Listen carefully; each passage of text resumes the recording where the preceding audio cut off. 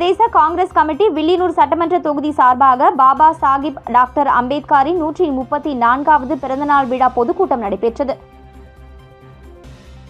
புதுச்சேரி மாநிலம் வில்லியனூர் சட்டமன்ற தொகுதிக்கு உட்பட்ட டாக்டர் அம்பேத்கர் நகர் பகுதியில் புதுச்சேரி பிரதேச காங்கிரஸ் கமிட்டி வில்லியனூர் தொகுதி சார்பாக சட்ட மாமேதை டாக்டர் அம்பேத்கரின் 134வது பிறந்தநாள் விழாவினை முன்னிட்டு காங்கிரஸ் மாநில சிறுபான்மை பிரிவு தலைவர் முகமது ஹாசன் தலைமையில் பொதுக்கூட்டம் நடைபெற்றது. இந்நிகழ்ச்சிக்கு தலைவர் கனகு சுப்பராயன், பாஸ்கர், ராமச்சந்திரன், தனஞ்சயன், இலியாஸ் ஆகியோர் முன்னிலை வகித்தனர். லக்ஷ்மணன் வரவேற்புரை வழங்கினார். இதில் சிறப்பு அழைப்பாளர்களாக புதுச்சேரி பிரதேச காங்கிரஸ் கமிட்டி தலைவர் MP வைத்திலிங்கம், முன்னாள் முதல்வர் நாராயணசாமி, முன்னாள் அமைச்சர் கந்தசாமி, முன்னாள் சட்டமன்ற உறுப்பினர்கள் அனந்தராமன், செயற்குழு உறுப்பினர் விஜயலட்சுமி, ஜெயமூர்த்தி, மாநில செயலாளர் ரகுபதி உட்பட ஏராளமானோர் கலந்து கொண்டு சிறப்புரையாற்றினர். மேலும் இந்நிகழ்ச்சியில் காங்கிரஸ் கட்சி பொதுச் செயலாளர் அப்துல் ரஹ்மான், மகளிர் காங்கிரஸ் தலைவி நிஷா, SC பிரிவு மாநில தலைவர் ஜெயபாலன், செயலாளர் நாகசத்யா உட்பட தொகுதி காங்கிரஸ் நிர்வாகிகள், மகளிர் அணியினர் உட்பட திரளானோர் கலந்து கொண்டனர். புதுச்சேரியில் மோசடி கும்பலிடம் 7 பேர் 3,90,000 ரூபாயை இழந்துள்ளனர். டெலகிராம் மூலம் தொடர்பு கொண்ட நபர் வீட்டில் இருந்தபடியே ஆன்லைனில் அதிகம் சம்பாதிக்கலாம் என கூறினார். இதை நம்பிய அவர் மர்ம நபர் தெரிவித்தபடி ஆன்லைனில் 2,79,000 ரூபாய் பணத்தை முதலீடு செய்து அவருக்கு கொடுக்கப்பட்டுள்ள டாஸ்களை முடித்துள்ளார். பின் அதில் சம்பாதித்த பணத்தை எடுக்க முயன்ற பொழுது முடியவில்லை. அதன் பின் அந்த மர்ம நபரையும் தொடர்பு கொள்ள முடியாததால் அவர் ஏமாற்றப்பட்டது தெரிய வந்தது. ரெட்டியார்பாளையத்தை சேர்ந்த பெண் ஒருவர் 27,000 ரூபாயையும், மேரி உழவர்கரையை சேர்ந்த நபர் 21,000 ரூபாயும், பூர்ணாங்குப்பத்தை சேர்ந்தவர் 18,500 ரூபாயும், லாஸ்பேட்டையை சேர்ந்தவர் 25,000 ரூபாயும், முதலியார்பேட்டையை சேர்ந்தவர் 8,000 ரூபாயும், தட்டாஞ்சாவடியை சேர்ந்த பெண் 11,500 ரூபாய் என மொத்தம் 7 பேர் மோசடி கும்பலிடம் 3,90,000 ரூபாயை இழந்துள்ளனர். இதுகுறித்த புகார்களின் பேரில் சைபர் கிரைம் போலீசார் வழக்கு பதிவு செய்து விசாரித்து வருகின்றனர்.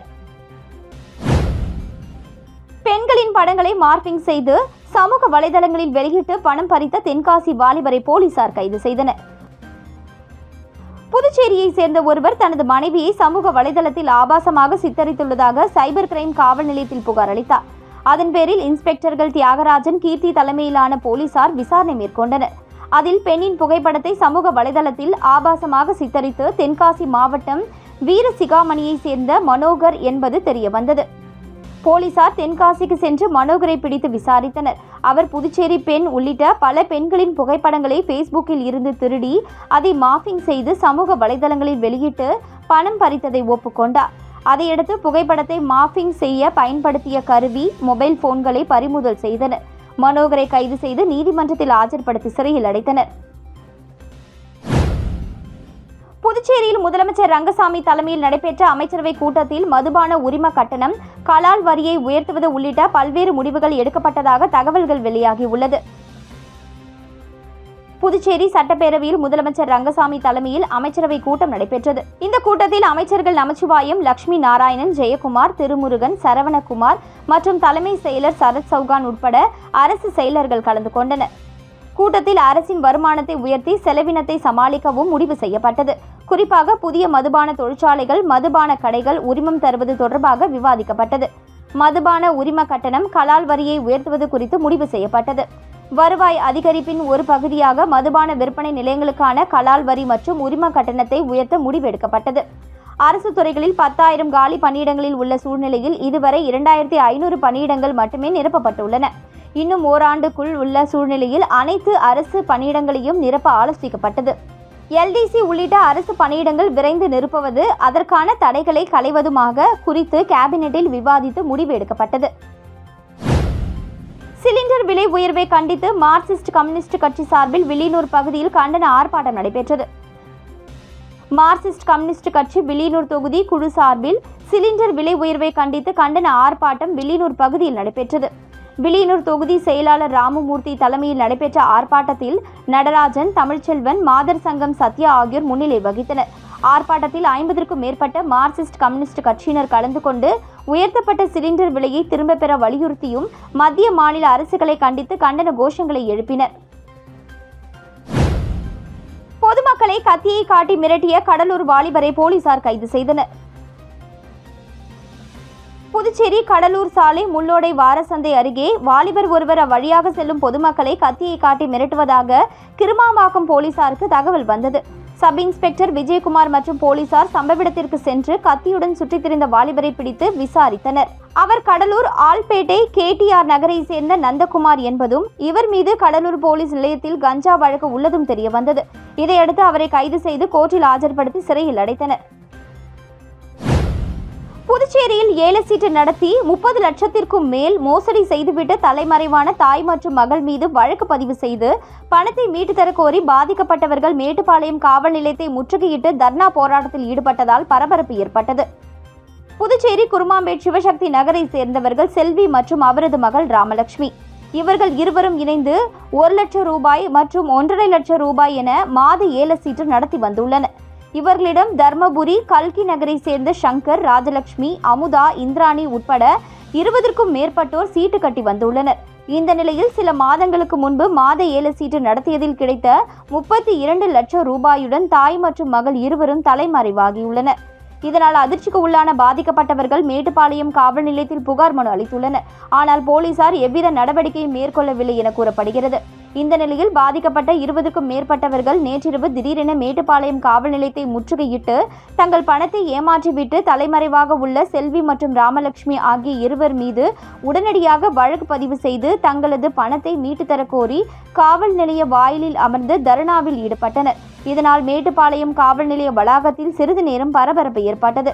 இதையடுத்து பாதிக்கப்பட்டவர்களை போலீசார் அழைத்து பேசி உரிய நடவடிக்கை எடுக்கப்படும் என உறுதியளித்ததை தொடர்ந்து அவர்கள் கலைந்து சென்றனர்.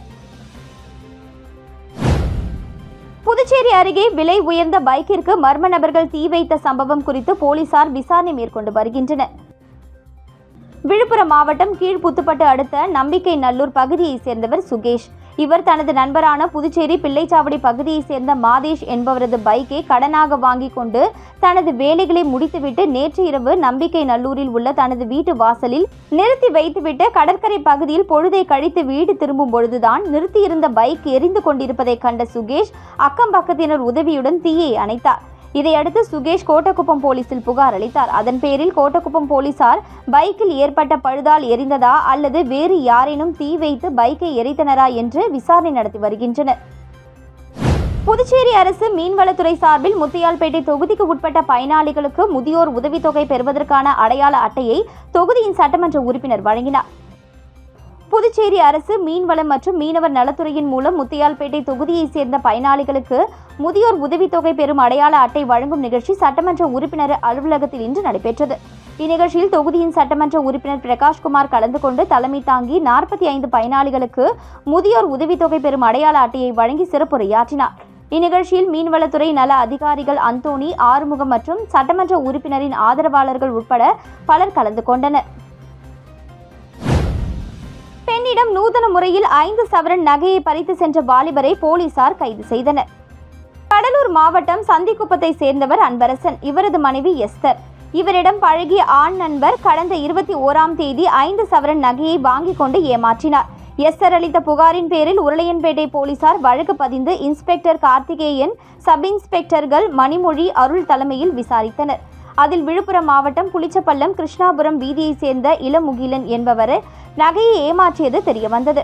அவர் அளித்த தகவலின் பேரில் அவர் அங்கிருந்த கடலூர் மஞ்சக்குப்பம் சீதாலட்சுமி மேன்ஷனில் மறைத்து வைத்திருந்த 5 சவரன் நகையை போலீசார் பறிமுதல் செய்தனர். வில்லியனூர் லூர்து மாதா திருத்தல 148ஆம் ஆண்டு பெருவிழா வரும் 28ஆம் தேதி கொடியேற்றத்துடன் துவங்க உள்ளது என திருத்தல அதிபர் அருட்பணி ஆல்பர்ட் தெரிவித்துள்ளார். வில்லியனூர் தூய லூர்து அன்னை ஆலயத்தின் அதிபரும் பங்கு தந்தையுமான ஆல்பர்ட் இன்று பத்திரிகையாளர்களை சந்தித்தார். அப்பொழுது அவர் கூறுகையில், புதுச்சேரியில் பிரசித்தி பெற்ற வில்லியனூர் தூய லூர்து அன்னை திருத்தலத்தின் 148ஆம் ஆண்டு பெருவிழா வருகின்ற 26ஆம் தேதி கொடியேற்றத்துடன் துவங்குகிறது. அன்று காலை 5:30 மணிக்கு கூட்டு திருப்பலிக்கு பின் திருத்தல முற்றத்தில் உள்ள கொடிமரத்தில் சென்னை முன்னாள் பேராயர் சின்னப்பா கொடியேற்றி பெருவிழாவை துவக்கி வைக்கிறார். இதனைத் தொடர்ந்து திருவிழா நாட்களில் இருவேளையும் திருப்பலியோடு தினமும் காலை 7 மணிக்கு சிறிய தேர்பவனியும், மாலை 7:30க்கு ஆடம்பர தேர்பவனியும், அதனைத் தொடர்ந்து திவ்ய நற்கருணை ஆசீரும் நடைபெறுகிறது. அதன் தொடர்ச்சியாக மே 3ஆம் தேதி மாலை 6 மணிக்கு சேலம் மறைமாவட்ட ஆயர் ராயப்பன் தலைமையில் திருவிழா முன் மாலை கூட்டு திருப்பலி நடைபெறுகிறது.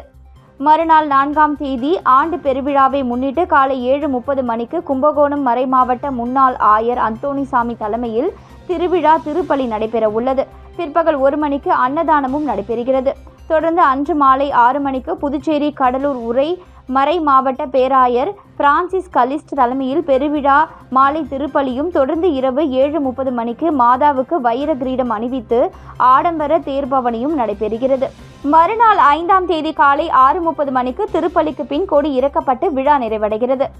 இதற்கான ஏற்பாடுகளை அதிபர் தந்தை ஆல்பர்ட் தலைமையில் வில்லியனூர் தூய லூர்து அன்னை திருத்தல தந்தையர்கள் ஆல்வின் அன்பரசு, தோமிக் சாவியோ, அலெக்சிஸ், அருள் சகோதரிகள், பங்கு சபையினர், இளைஞர் இயக்கத்தினர், பக்த சபையினர், விழா குழுவினர் மற்றும் வில்லியனூர் பங்கு இறை மக்கள் செய்து வருகின்றனர். புதுச்சேரியில் இளம் பெண்ணுடன் உல்லாசமாக இருந்த வீடியோவை அனுப்பி மின்துறை அதிகாரிகளிடம் 10 லட்சம் ரூபாய் பறிப்பில் ஈடுபட்ட 3 பெண்கள் மற்றும் 2 ரவுடிகள் உட்பட 5 பேரை போலீசார் கைது செய்து சிறையில் அடைத்தனர். புதுச்சேரி அரசின் மின்துறையில் பணியாற்றும் அதிகாரி ஒருவருக்கு இளம் பெண்ணுடன் பழக்கம் ஏற்பட்டுள்ளது. அந்த பெண்ணின் அழைப்பை ஏற்று கடந்த வாரம் மேட்டுப்பாளையம் பகுதியில் உள்ள தனியார் விடுதிக்கு சென்று உல்லாசமாக இருந்துள்ளார்.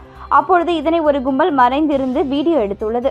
இந்த நிலையில் கடந்த சில நாட்களுக்கு முன்பு அந்த கும்பல் அதிகாரியை தொடர்பு கொண்டு வீடியோ அவரது வாட்ஸ்அப் எண்ணிற்கு அனுப்பி 10 லட்சம் ரூபாய் தர வேண்டும் என்று மிரட்டியுள்ளனர். அதிர்ச்சியடைந்த அதிகாரியும் 10 லட்சத்தை அனுப்பி வைத்துள்ளார். இந்த நிலையில் மீண்டும் பணம் கேட்டு அந்த கும்பல் அதிகாரியை மிரட்டியது. இதனால் பயந்து போன அதிகாரி ரெட்டியார்பாளையம் காவல் நிலையத்தில் புகார் அளித்தார். அதன் பேரில் ரெட்டியார்பாளையம் போலீசார் வழக்கு பதிவு செய்து வானரப்பேட்டையை சேர்ந்த ரவுடி தீனா என்கிற தீன தயாளன், ரெட்டியார்பாளையத்தை சேர்ந்த ரவுடி ஷாருக்கான் மற்றும் விபச்சார அழகிகளான அரியாங்குப்பத்தை சேர்ந்த மணிமேகலை, பெரம்பையை சேர்ந்த சுகந்தி, ரெட்டியார்பாளையத்தை சேர்ந்த சுலோக்ஷனா என்கிற அம்மு ஆகிய 5 பேரையும் கைது செய்து நீதிமன்றத்தில் ஆஜர்படுத்தி சிறையில் அடைத்தனர். ஏனாமில் கடந்த 2 மாதங்களாக குப்பைகள் அகற்றப்படாமல் இருப்பதை கண்டித்து ஏனாம் எம்எல்ஏ அசோக் தலைமையில் அப்பகுதி மக்கள் 100க்கும் மேற்பட்டோர் சட்டப்பேரவை வளாகத்தில் அரசுக்கு எதிராக பதாகைகளை கையில் ஏந்தி எதிர்ப்பு தெரிவித்ததால் பரபரப்பு ஏற்பட்டது. ஏனாமில் குப்பைகளை கொட்டுவதற்கு மாற்று இடம் ஏற்படுத்தி தராத புதுச்சேரி அரசை கண்டித்தும், வீதிகளில் தேங்கி கிடக்கும் குப்பைகளை உடனடியாக அகற்ற வலியுறுத்தியும் ஏனாம் தொகுதி சுயேட்சை சட்டமன்ற உறுப்பினர் கொல்லப்பள்ளி ஸ்ரீனிவாஸ் அசோக் தலைமையில் 100க்கும் மேற்பட்ட ஏனாம் தொகுதி மக்கள் இன்று புதுச்சேரி சட்டப்பேரவைக்கு வந்தனர். தொடர்ந்து அவர்கள் குப்பைகளை அகற்றப்படாததை கண்டித்து கையில் பதாகைகளை ஏந்தியவாறு அமைதியான முறையில் அரசுக்கு எதிர்ப்பு தெரிவித்தனர். தொடர்ந்து முதல்வர் ரங்கசாமியை சந்தித்து புகார் மனு அளித்தனர். மேலும் இன்றுக்குள் குப்பைகளை அகற்றாவிட்டால் நாளை முதல் சட்டப்பேரவை வளாகத்திற்குள் சட்டமன்ற உறுப்பினர் தலைமையில் தொடர் உண்ணாவிரத போராட்டத்தில் ஈடுபட உள்ளதாக தெரிவித்துள்ளனர்.